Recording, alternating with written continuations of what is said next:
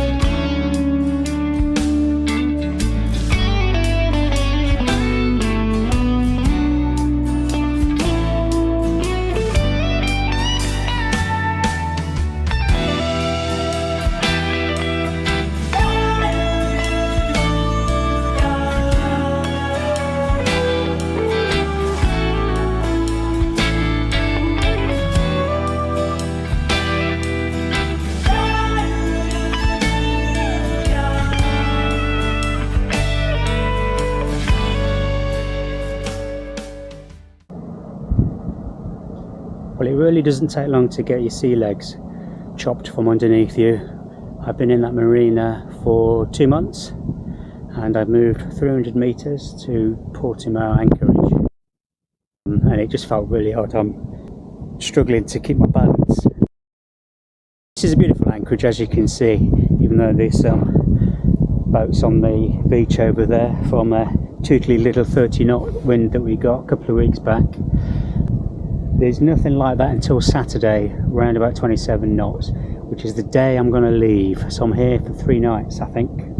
Unfortunately, there's nothing but east winds, as usual, and I'm going east. But the good news is my parasailer coming from Germany will not be in Gibraltar for another month. So I've got around about 50 hours sail to do in a month. So I'm just going to meander, wait for the white wind, apart from Saturday when I'm going to beat up in 27 knots, but never mind. I'm going to go into Faro. It's quite small river-based anchorages all the way, but this time of year I'm not expecting to fight too much, and there won't be jet skis and, you know, the holiday razzers that come by in their motorboats and things like that. So I'm really looking forward to this next leg. I do have the reservations about getting across the Atlantic in time, or at least seeing the Canaries and some of the Cape Verdes, not rushing across. But one day at a time, whatever the winds are, the winds will be. Or however far I can get is how far I can get. I'm not going to carry on saying things like that because it's not very poetic and it's not very clever. So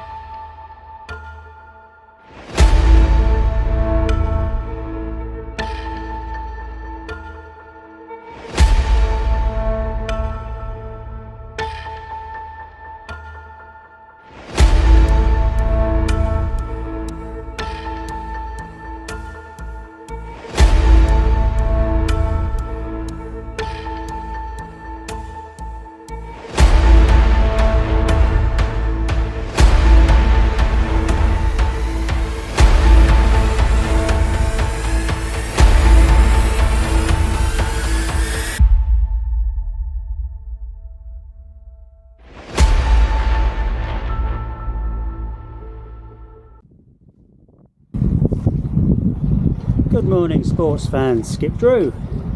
Well, this morning we're doing something like 24 to 30 hours, depending on how it goes, from Portimao to an anchorage near Faro. It'll be an island stroke estuary for a couple of days. It's an upwind struggle, but it's something like 36 miles, but I'm only going to sail the whole way, even though I'm going out into Orca Alley and upwind. It's quite lumpy and the waves are a bit on the high side. It's between 19 and 27 knots, so not going to be particularly nice. So I've got 2 reefs in the main, and 6 or 7 wraps around the Genoa. It's only about 18 or 19 knots, so we shall see how we get on. I'm only making 3 knots now because we're bashing against the wind and the waves, but this is sailing. I'm not going to rush. Sail easy, dudes.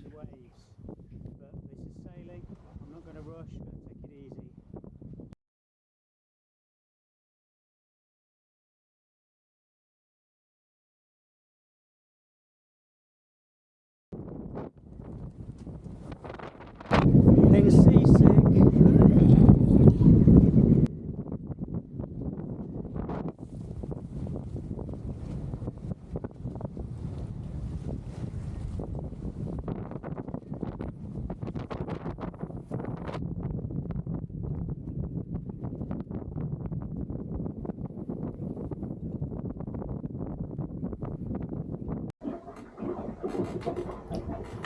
I suppose I should get the fishing rod out. If I don't throw up my breakfast first. Feed the fish. Catch the fish.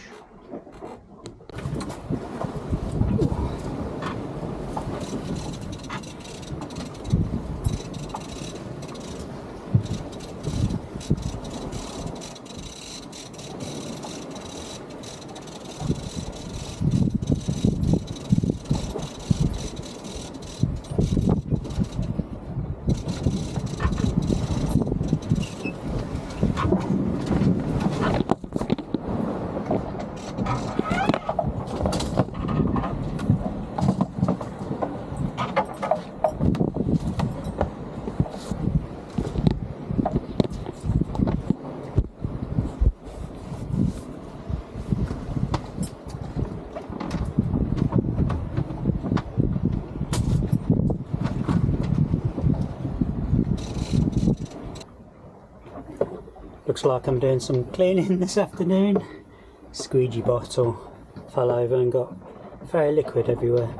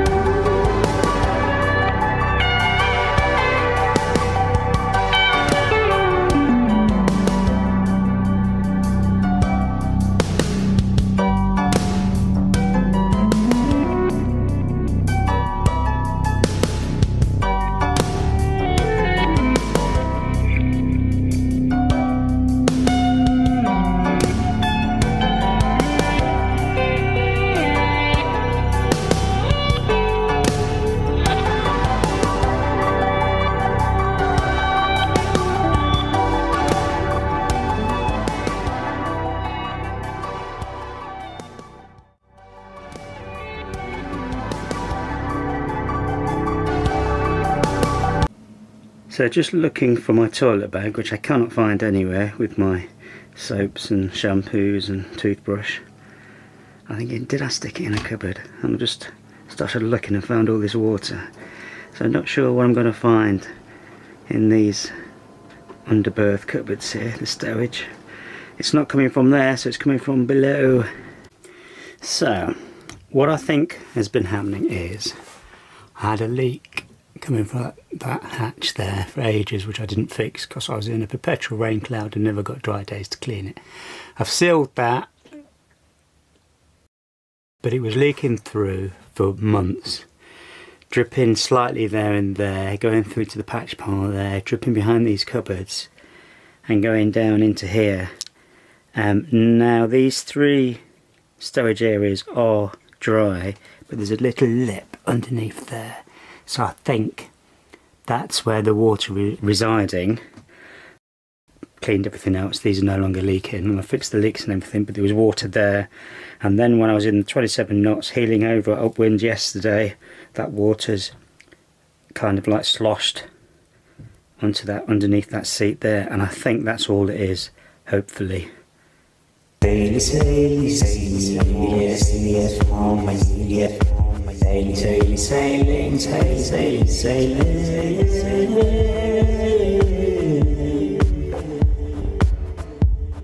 Play rough. You want to play rough? We'll play rough. Oh, you want to play rough? We'll play rough. Ah, for the love of God! For the love of God, I always get myself into this crap. Okay, now I'm pissed. Okay, now I'm pissed. Okay, now I'm pissed. Catch! I will kick you to sleep. Hell yeah. Hell yeah. Hell yeah! Ah! Damn, that hurt. One down. One down. One down! That'll shut him up. That'll shut him up. That's what I'm talking about. All right. All right. All right. Oh my God. Whew. Hello my lovelies. Here comes a biggie.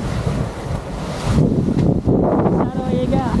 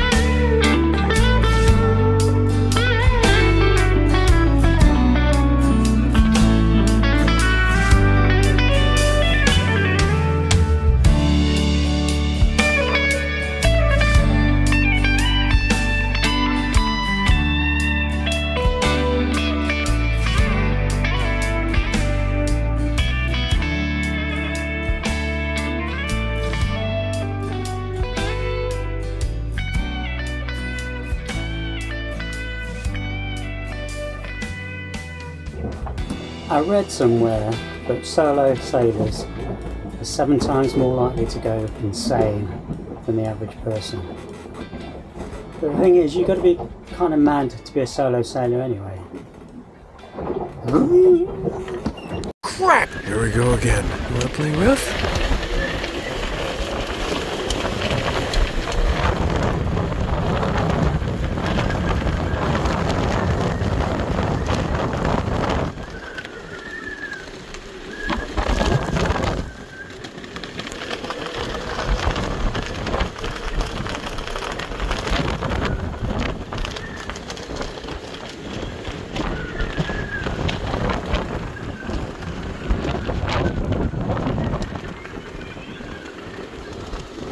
Saily, saily, saily, yes, from my yes.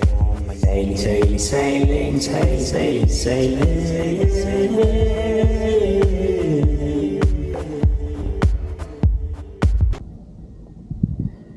Leaving Ayamonte, 8:15 Saturday morning. Earlier than I was expecting, but the wind's going to drop off later.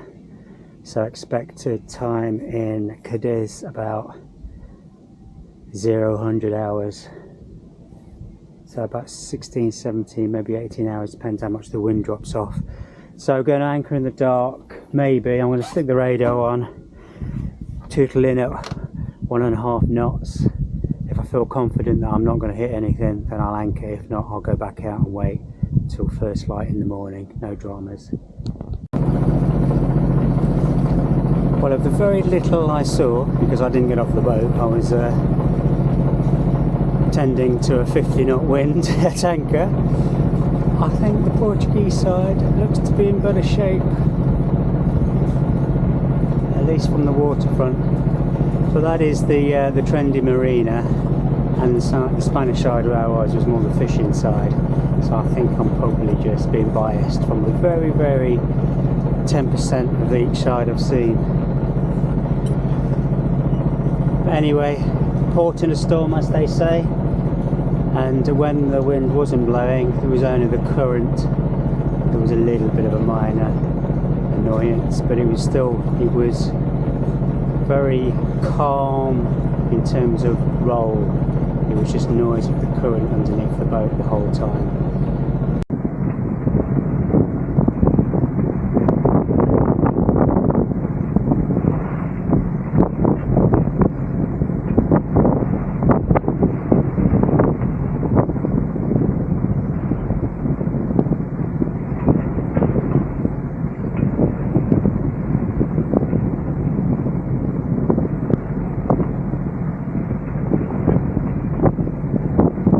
So all these waves are a result of the 56 knots we had 2 nights ago, and then relatively strong winds since. So hopefully it calms down further out, but I think it's going to actually get worse. Now, it was at this part of the journey that things took a turn for the worst. The situation in this entrance is that there's shallows of 0.7 meters. So more shallow than most drafts on boats. Obviously there'd been a storm, and they're sands, so they shift.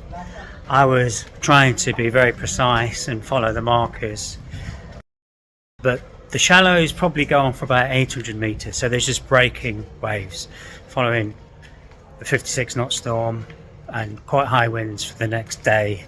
And at low time they were quite treacherous. So I was trying to film, but I got hit by a massive wave, knee deep in water, took it over the whole boat and then got grounded. So 2 things went through my mind. Can I get down and call a pan? But I probably would have capsized with the boat no longer under control. Can I swim to shore? And I knew I couldn't, but I'm glad I didn't ever think about doing that, because at the time it was tide going out at 2 knots, plus I would have washing machined in that surf.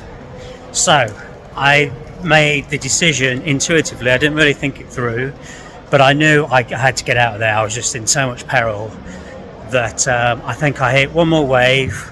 I waited till I got to the crest of the wave and gave it maximum throttle. As soon as I came back down and get off the end of the wave, 2 seconds later I'm back on the sandbank again. So second attempt, I think, well, I'm gonna have to try a different angle. So I then waited for the next wave until that lifts me up and turned to port, and I didn't get all the way around until the next wave, because these waves are quite rapid. So I took the next wave, I think, on the shoulder, got drenched again, but that allowed to free me, and then I surfed all the way in. But alas, amigos, that is not the end of the story. So although I went back to shore safely and re-anchored for a few hours, I was soon to find out that I had 3 major problems. First one is the alternator has gone, so no charging at sea or anchor from the engine. Secondly, I seem to have a spun prop, so it's intermittent propulsion and transmission, which was very dangerous coming into the marina. In fact, I had to bail going into the waiting pontoon at the Cadiz marina, and then I crash landed into a berth. It wasn't pretty. I dived off the front and held on, pulled it into the berth. I mean, I didn't crash into any of the boats, but I did hit the dock a little bit hard. Yeah, I'd done the right thing in terms of fenders and boat hooks and stuff like that, but it was a crash landing. That's the only way to explain it. So a spun prop, probably, broken alternator. As I think I've mentioned before, I'm not getting the required solar wattage that I need. And then the third thing is, I'm not getting any shore power. I've cleaned up the cable connections and started troubleshooting from when it comes into the boat.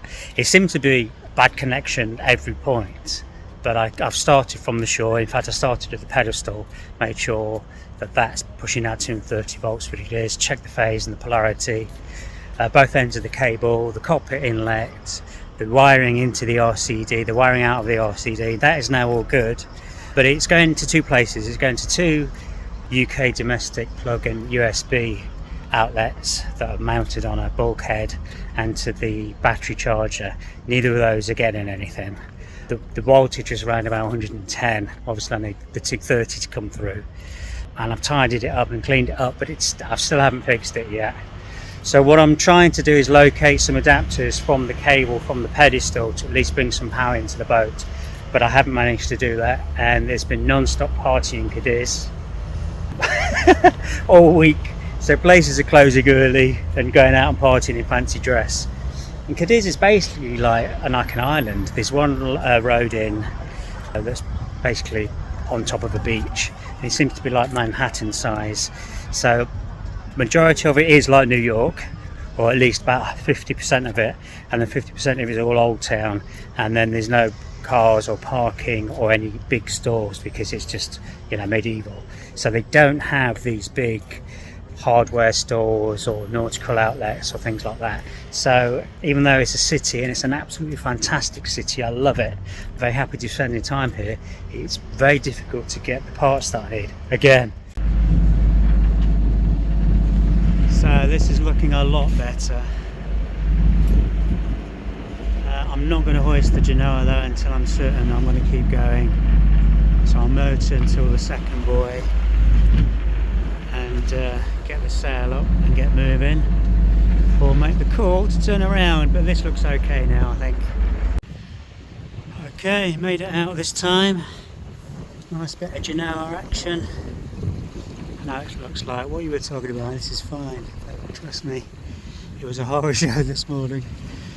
So let's see how we get on.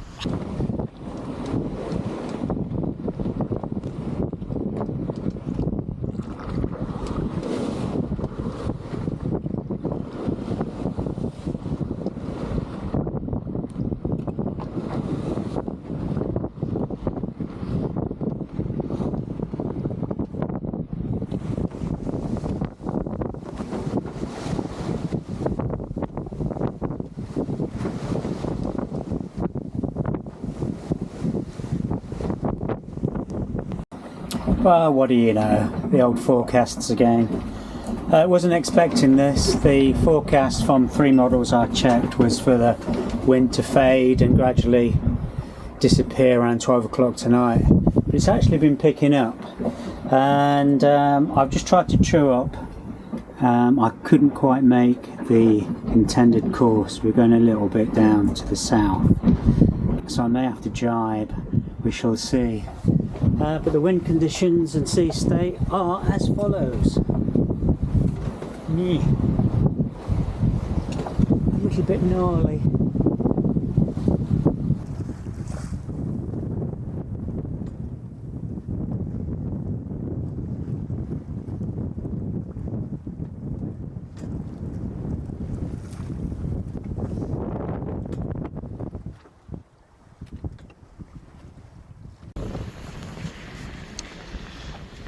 Well, there's ships everywhere. I didn't know it was going to be so busy. That boat there, Stromboli, called me up on the old radio and said stop to starboard. Unfortunately, I'd only just turned everything on and my AIS wasn't working, so I didn't know who was talking to me. But there he is. Unfortunately, he had to jibe to make his wishes come true. I was the stand-on vessel, but never mind, I changed anyway because we're getting a bit close. What were we? 1.6 miles. In 1 minute's time we would have hit each other. So I had to do a quick jibe. I was making a bad course anyway, so I did need to jibe, so it's not the end of the world. I wasn't going to jibe just then. Anyway, it is done now, and hopefully I'm getting through this line of fire out the other side and it'll be a bit simpler. It's a very odd request this guy made, because I've got closer to him. Had I kept my existing course, we would have been well on our way now, and we are going to miss each other, but what a strange request he made me do.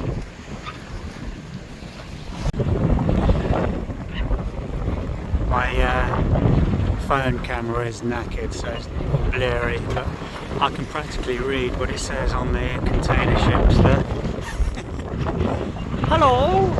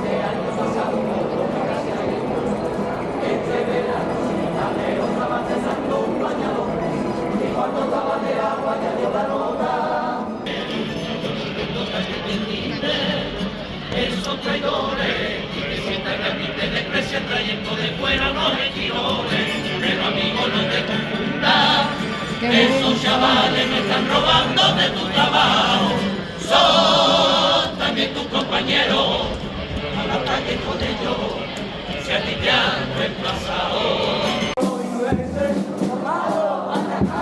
Si vienen unos alemanes, por lado, atacar. Si vienen unos franceses, por lado, atacar. Se convertirá en una esquina. Hay que por la sintonía que se valenciano. Mexicano. Lo mismo tiene un ricazo, dulce de la tolerancia.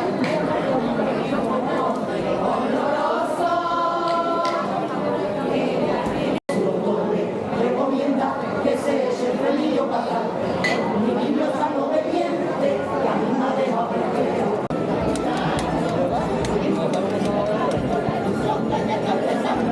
Aquí está el pueblo de Charo, pero no hay maldiciones, pero con los cojones. Silencio, señoras y señores, el nuevo llegó al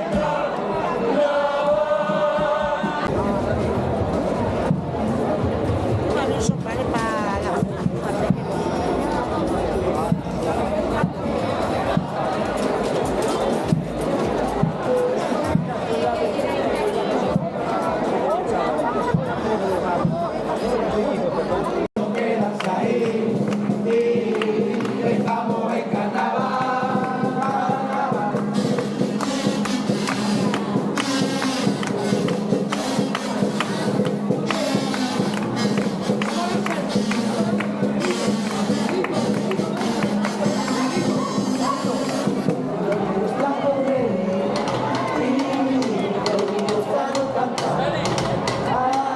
Prohibido quedarse ahí. Estamos en carnaval. Eso no sirve. Porque Cuenca cuando tira para Cuenca, como ya está en Cuenca, te daré que por ti. Para parada, para parada, para parada, pa. Mi cuñado Samari. Mi cuñado Samari viva con la apicultura, pero a todas las abejas ella las trata con mano dura. Las abejas han perdido la paciencia.